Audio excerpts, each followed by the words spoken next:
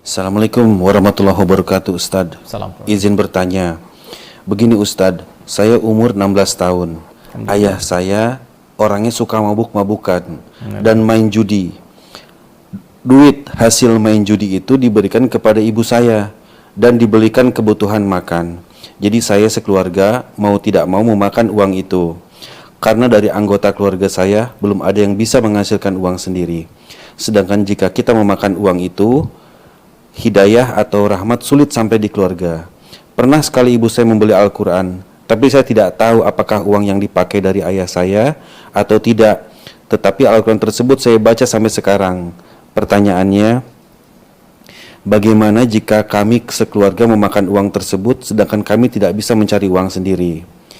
Apakah Al-Quran yang saya baca tetap menghasilkan pahala atau tidak? Karena dibeli menggunakan uang hasil judi ayah saya. Terima kasih Ustadz. Baik. Saya ingin bacakan dulu hadis Nabi SAW, dan bagi teman-teman yang mengaji kumpulan hadis dasar ya, ada 42 hadis yang dikumpulkan tentang pokok-pokok agama oleh Al-Imam An-Nawawi, diberi nama Al-Arba'in, kisaran 40-an ya. Di antara kumpulan itu ada mengutip kalimat Nabi SAW yang menyebutkan tentang seorang lelaki. Tsumma dzakara rajula.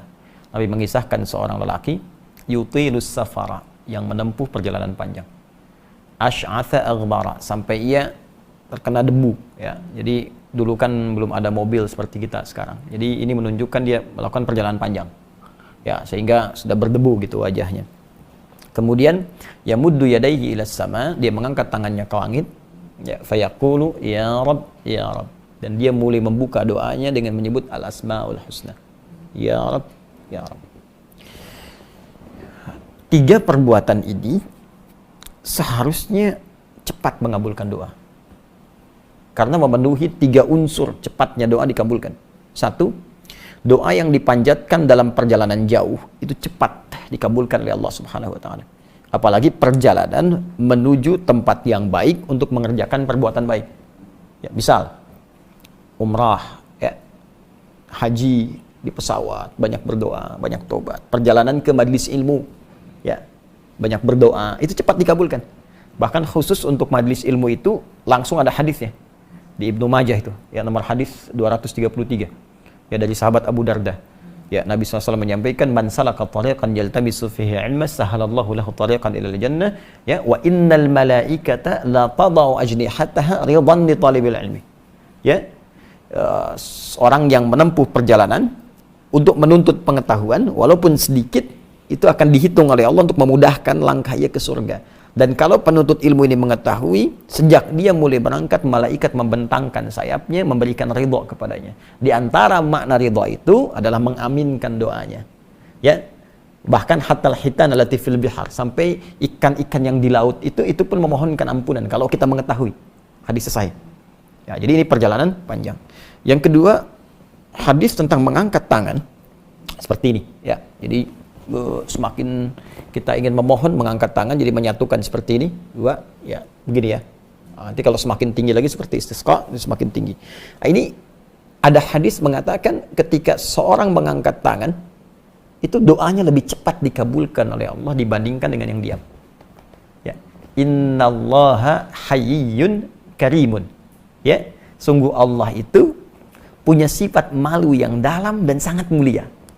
Dan akan merasa malu jika seorang hamba mengangkat tangannya dengan berdoa lantas tidak mengabulkannya. Ini kalimat ini muncul dari Nabi ketika seorang bertanya begini, ya Rasulullah, kalau saya mengangkat tangan berdoa dikabulkan nggak? Ya, terus kata Nabi begini, bagaimana kalau ada di antaramu meminta kepadamu dengan mengangkat tangannya? Kira-kira bagaimana? Ya, saya minta, Pak, tolong Pak. Kata orang tadi, sahabat tadi, ya saya malu kalau nggak ngasih. Maka kata Nabi, Allah punya sifat maha malu dan lebih mulia, maka akan sangat merasa lebih malu kalau ada hamba bermohon tapi nggak diberikan, dengan mengangkat tangan nggak diberikan. Dua. Tiga, al-asmaul husna. Orang yang berdoa dengan memulai al-asmaul husna akan lebih cepat dikabulkan doanya dibandingkan dengan yang tidak menyebutkannya. Bahkan diperintah ya, di Quran surah ke-17 ayat 110. Qulid Allah awid ar-Rahman ayyamma tad'u falahul asmaul husna. Kalau engkau punya permohonan, sebut nama Allah atau sebut namanya Ar-Rahman, atau bahkan pilih di antara nama Allah yang terbaik sesuai dengan kebutuhan kita. Butuh rizki, sebut ya Allah ya Razzaq. Ya, butuh ilmu, mau belajar ya Allah ya Alim. Ya, kita bacakan. Nabi Zakaria membaca bermohon kepada Allah dengan menyebutkan dulu nama Al-Asmaul Husna. Minta keturunan padahal divonis beliau sudah sepuh, rambut memutih, fisik letih, istri divonis secara klinis mandul dan menopause. Memohon kepada Allah diabadikan di Quran surah ketiga ayat 38. Ya, hunalika da'a Zakaria rabbah qala rabbi. Hunalika da'a Zakaria rabbah qala rabbi habli min ladunka dzurriyyatan thayyibah. Di mihrabnya Nabi Zakaria berdoa kepada Allah mengatakan rabbi habli. Dari kata al-wahhab, pemberi tanpa batas. Ya Allah, mereka mengatakan aku punya keterbatasan, mohon engkau yang merawatku, yang tahu kebutuhanku, engkau memberi tanpa batas. Maka tunjukkan kepada mereka dengan sifat yang tak ada batasnya, anugerahkan hamba keturunan. Dikabulkan. Innaka sami'ud du'a. Orang tadi melakukan ketiganya, nempuh jalan jauh, ngangkat tangan, dan menyebut Al-Asmaul Husna. Harusnya 3 kali lebih cepat dikabulkan dari orang biasa. Apa jawab Nabi? Anna yustajabu lidzalik. Doanya mustahil dijawab, kata Nabi. Gak bisa dijawab. Bingung sahabat, kok bisa? Ya, apa jawab Nabi? Famat'amu haram, makanannya haram. Mashrabu haram, minumannya haram. Ya, malbasu haram, pakaiannya haram. Wa ghudhiya biharamin, dan dia mendapatkan pokok-pokok hidup yang haram. Perlengkapan hidupnya haram. Jadi begini, kalau biasanya kalau kita mau minum ada gelas ya. Nah, ini anggap aja gelas nih.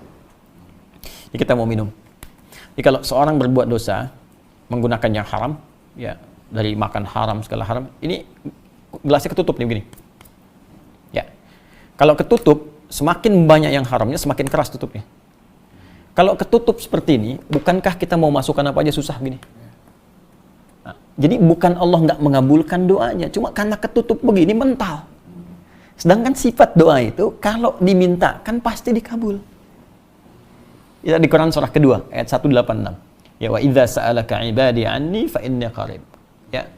Muhammad sampaikan pada hamba-Ku kalau mereka mencari-cari aku, katakan enggak usah dicari, aku dekat. Saya tanya, apa motif hamba kalau nyari Allah? Cuma 2. Kalau enggak tobat, mau minta doa. Rata-rata begitu. Umumnya demikian. Kalau dia mencari Allah tuh kalau bukan karena ingin taubat, ingin minta sesuatu. Karena itu langsung dijawab oleh Allah di kalimat berikutnya. Ya, ujibu da'watad da'i idza da'an. Sampai kapanpun hamba-Ku berdoa kepadaku, pasti aku kabulkan. Kalau bukan sekarang, nanti saat dia siap. Atau aku ganti dengan apa yang dia butuhkan, dengan apa yang dia inginkan. Nah, cuma saat Allah ingin mengabulkan, diberikan, tadi tertutup oleh maksiat, terhalang begini. Ya, ini kan, ini ada longgar begini nih, terbuka begini. Ini kita bisa masukkan apa aja, ini, sini. Tapi kalau kita tutup begini, kita masukkan pun kan balik lagi. Ya. Nah, ini problemnya apa? Yang haram tadi. Nah, maka mohon maaf, doa saja sulit terkabul. Maka bagaimana kemudian itu bisa mendapatkan penilaian baik di sisi Allah Subhanahu wa taala dari sumber-sumber yang haram? Maka muncullah kalimat Nabi sallallahu alaihi wasallam, "Innallaha thayyibun la yaqbalu illa thayyibah." Allah itu maha baik, maha suci, tidak menerima satu amalan kecuali dari yang suci. Karena itu orang korupsi misalnya dipakai nyumbang masjid, nah nggak ada nilainya insya Allah Subhanahu wa taala. Ya. Nah, terkait dengan yang tadi bagaimana statusnya Ustadz? Bapak saya judi, pemabuk. Nah, sebelum kita sampai kepada hukum, kita sampai kepada fikih dakwah dulu. Nah, kadang-kadang fikih dakwah, pendekatan fikih dakwah itu lebih diutamakan dibandingkan fikih ibadah atau fikih muamalah. Baik. Buka Quran surah ke-16 ayat 125. Di situ Allah menyampaikan, "Ud'u ila sabili rabbika bil hikmah wal mau'izatil hasanah wajadilhum billati hiya ahsan." Jika ada orang belum paham tentang hukum-hukum Allah yang bisa berdampak buruk bagi kehidupannya kalau ia melanggar yang haram, ya, atau hukum-hukum yang lain, maka terangkan, ajak dia. Ud'u, ajak dia. Ya, pertama dengan cara hikmah. Nasihat disimpan dulu, debat disimpan dulu. Yang muncul hikmah. Apa di antara hikmah itu? Sikap bijak yang meluluhkan hati orang untuk meninggalkan perbuatan buruk dan melangkah kepada yang baik. Nah, sekarang yang kita hadapi ayah. Ayah berperilaku kurang baik. Bagaimana kemudian bisa mengajak ia meninggalkan perbuatan buruknya, berpindah kepada yang baik? Maka dalam Al-Quran petunjuk pertama disebutkan menggunakan hikmah. Bagaimana dalam prakteknya? Ditafsir kemudian di Quran surah ke-17 Al-Isra. Kita bisa buka dari ayat 23 sampai dengan ayat 27. Ya, paling kiri dari tengah sampai ke bawah. Wa qadha rabbuka alla ta'budu illa iyyah wa bil walidaini ihsana. Allah telah menetapkan ya supaya engkau semua menjadikan Allah sebagai Tuhan yang harus disembah, tidak yang lainnya, dan berbakti maksimal kepada kedua orang tua. Apa di antara bakti yang pertama kali dilakukan? Banyak berdoa. Rabbirhamhuma kama rabbayani shaghira. Maka mulai dengan doa dulu. Saya sarankan adik kita ini perbanyak salat malam dulu. Ya, kalau perlu bangun ya di keluarganya, ajak ibunya. Ya, ajak kemudian adiknya kalau punya adik. Bangun semua tahajud, minta kepada Allah. Ya Allah, beri petunjuk keluarga kami. Ya Allah, jauhkan dari yang haram. Ya Allah, sayangi ayah, ya Allah. Ya Allah, sayangi ibu. Minta dengan suara yang khusyuk, minta dengan keinginan yang khusyuk. Ya. Kemudian kalau perlu duduk bersama berdoa, baca Quran, mohon ya Allah, minta. Sehingga walaupun nggak disebut langsung ayah itu, dengan pekerjaan itu akan menyentuh kepada kalbunya. Kami tidak ingin yang haram, ya Allah. Ya Allah, kami tidak kuat dengan neraka, ya Allah. Ya Allah, sayangi ayah, ya Allah. Jadikan saya anak soleh, misalnya. Mintakan itu. Kalau perlu bangun malam dia, sholat misalnya, dekat ayahnya tidur, dia sholat. Terus dia minta kepada Allah dengan kalimat-kalimat tadi. Ya Allah, sayangi ayah saya, ya Allah. Kuatkan ayah saya untuk mencari nafkah, ya Allah. Jangan pisahkan kami di akhirat. Ya Allah, aku ingin jadi anak baik, berbakti bagi ayah, ya Allah. Berbakti bagi ibu. Minta. Itu insya Allah ketika dikerjakan dengan hikmah demikian, akan ada hunjaman pada jiwanya yang paling dalam, dan dengan cepat insya Allah akan meninggalkan perbuatan yang dimaksudkan. Itu fikih dakwah yang dipraktekkan dulu. Ya. Nah, adapun nanti terkait dengan perjalanannya, maka tawakal kepada Allah, pasti akan dapat bimbingan. Allah nanti akan bimbing dengan jalan yang lebih baik untuk keluar dari persoalan yang dimaksudkan. Sekarang bagaimana statusnya tadi? Ya, itu kan dia tidak yakin. Tak yakin itu sama dengan ragu. Ya. Nah, maka kalau ingin keluar dari keraguan, ambil yang paling yakin. Al-yaqinu la yuzalu bisyak. Yakin itu pasti akan menepikan keraguan. Nah, kalau bacaan Quran yang ia bacakan, bacaannya benar. Ya, tapi kalau benar mushafnya dari hasil uang judi dari bapaknya, maka pekerjaan bapaknya haram untuk menghasilkan itu. Ya. Jadi kalau status bacaan dia, bacaannya benar. Cuman hasil yang dia dapatkan dari situ, ya, didapatkan dari hasil yang haram. Jadi bapaknya bermaksiat dari situ, anaknya dia mendapatkan pahala dari bacaannya. Ya, dari bacaannya. Bapaknya berdosa memberikan nilai itu. Cuman kalau anaknya ridho dengan pemberiannya itu, maka anak ikut dosa di situ.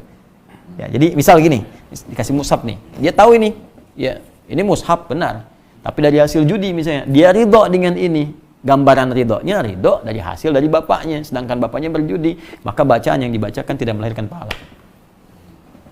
Ya.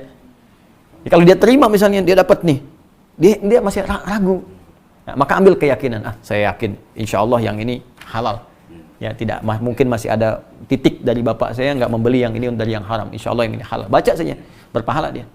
Ya, walaupun mungkin pada hakikatnya dia nggak tahu, mungkin ada bagian dari uang itu masuk, maka bacaannya tetap berpahala. Bapak yang berdosa di sini. Jelas? Paham ya? Baik. Jadi lakukan seperti yang tadi dulu, dan semoga Allah memberikan jalan keluar yang terbaik insya Allah.